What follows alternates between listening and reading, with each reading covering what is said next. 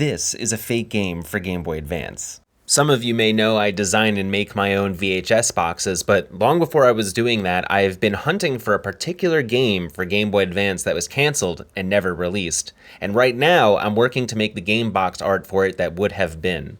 I'm working to get my hands on an original Game Boy Advance game so that I can get it just right, but those boxes themselves are very expensive, so I found this duplicate from China, and I'm curious to see how realistic it looks. At a glance, it actually looks really convincing.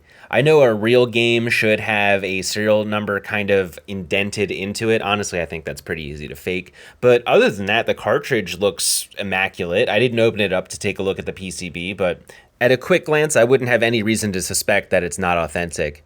It also came with this inlay for you to put the game inside the box. I actually got a few more of these for when I'm going to be creating my own box, and even those didn't come with that stamped in GBA label, so this is an extra layer more authentic. I had a little trouble folding this. I actually had to look it up online, and even so, it didn't really fold perfectly, so this was a good experience for when I'm going to have to do this in the future. Now, the box is what I'm most interested in trying to replicate. I don't know how accurate this is to a real one. I'm going to have to get my hands on a real one, even though it's been aged 20-ish years.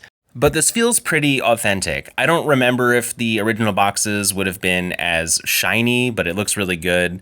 I would love to be able to make my boxes even close to this quality.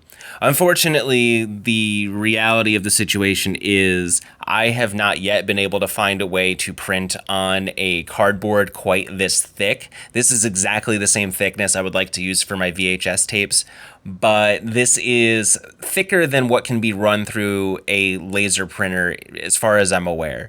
I'm working with a local print shop, and I've called around to some other places, and really no one seems to be able to print on this thickness of cardboard without it being some much larger industrial run.